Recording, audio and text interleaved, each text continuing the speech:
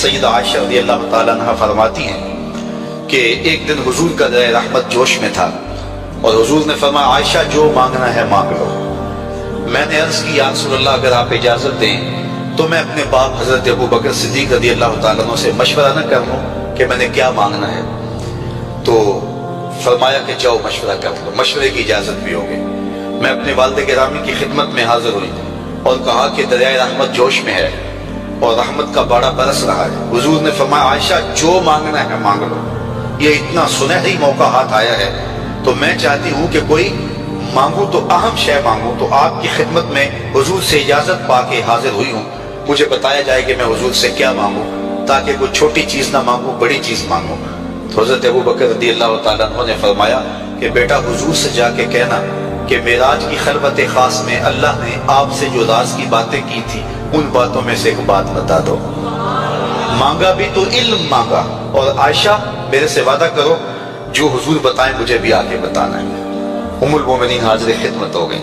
حضور نے پوچھا عائشہ مشورہ ہو گیا؟ کہا جی حضور ہو گیا۔ کہا مانگو کیا مانگتی ہو؟ کہا حضور معراج کی خلوت خاص میں جب اللہ کے حضور حاضر ہوئے رب نے آپ سے راز کی باتیں کی تو ان باتوں میں سے ایک بات بتا دیں۔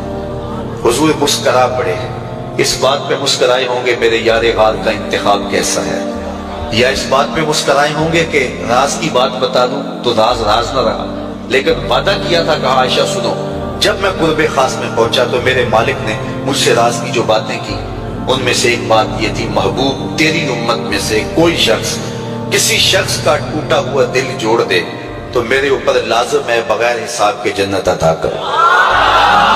ام المومنین بہت خوش ہوئی اور اپنے والد گرامی سیدنا ابو بکر صدیق رضی اللہ تعالیٰ عنہ کے پاس آئیں اور ساری کہانی سنائی۔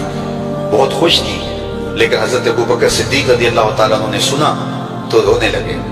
تو ام المومنین سیدہ عائشہ رضی اللہ تعالیٰ عنہ نے عرض کیا میرے والد گرامی یہ بات رونے والی تو نہیں ہے، ہم بسا اوقات کسی دکھی کے کام آ جاتے ہیں، کسی کا دکھڑا بیٹھ کے سن لیتے ہیں، کسی کی ڈھارس بنا دیتے ہیں، کسی کے کام آ جاتے ہیں، یہ تو بخشش کا بہانہ ہاتھ آ گیا اور آپ اس پہ رو رہے ہیں۔ تو فرمانے لگے عائشہ اس کو معکوس بھی پڑھو، تصویر کا دوسرا رخ بھی دیکھو، اگر کوئی شخص کسی کا ٹوٹا ہوا دل جوڑ دے تو بغیر حساب کے جنت میں جائے گا، اس کا دوسرا رخ یہ ہے اگر کوئی کسی کا دل توڑ بیٹھے تو سیدھا جہنم میں جائے گا۔ میں اس بات پہ رو رہا ہوں کہ ہم سے کسی کا دل نہ ٹوٹ گیا ہو۔ تو آج کی اس مجلس کے اندر کیا یہ دو باتیں میں اور آپ اپنے پلے باندھ سکتے ہیں؟ ایک کا تعلق حقوق العباد سے ہے اور ایک کا تعلق حقوق اللہ سے ہے۔ حقوق اللہ میں سب سے اہم چیز نماز ہے اور پہلا سوال قیامت کے دن نماز کا ہی ہوگا۔ بلکہ حضور نے معراج میں جو مختلف مظاہرے دیکھے ان میں ایک چیز یہ بھی دیکھی، کچھ لوگوں کے سر پتھر سے کچلے جا رہے تھے، پھر صحیح ہو جاتے، پھر کچلے جاتے۔ جبریل سے پوچھا یہ کون لوگ ہیں؟ تو کہا آپ کی امت کے یہ لوگ وہ لوگ ہیں کہ جن کے سر نماز سے بھاری رہتے تھے۔ نماز کا کہو نہ بے نمازی کو، تو وہ پہلا بہانہ تو یہ لگائے گا کہ میرے کپڑے ٹھیک نہیں ہیں۔ میرے بزرگ فرمایا کرتے تھے تیرے کپڑے کیسے پاک ہو سکتے ہیں؟ تو رب کے حضور جھکنا نہیں جانتا، آ اس کے حضور جھکنا سیکھ لے، وہ تیرا لباس بھی پاک کر دے گا، تیرا دل بھی پاک کر دے گا۔ تو دوسرا بہانہ یہ ہوتا ہے کہ ہفتے کو شروع کروں گا جی، پہلی تاریخ سے شروع کروں گا۔ یہ وہ بندہ کہہ رہا ہے، ہفتے کا وقت وہ دے رہا ہے جس کے پاس ایک لمحہ بھی اپنا نہیں ہے، جس کو یہ نہیں پتا کہ اٹھنے والا اگلا قدم کہاں ہوگا۔ وہ کہتا ہے انشاءاللہ ہفتے سے شروع کروں گا، فجر سے شروع کروں گا۔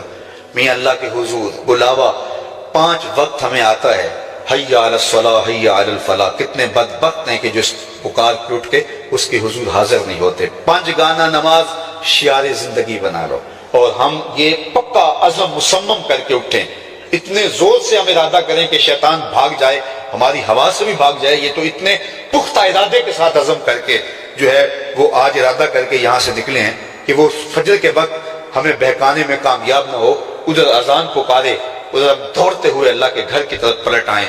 ہم یہ عزم کریں کہ آج کے بعد نماز نہیں چھوڑیں گے۔ اللہ مجھے آپ کو 5 گانا نماز کی توفیق نصیب کرے اور ہمیں توفیق نصیب کرے کہ ہم کسی کے دل شکستگی کا سامان نہ کریں۔ ٹوٹے ہوئے دل جوڑ سکیں تو ضرور جوڑیں، اور کسی کا دل توڑنے سے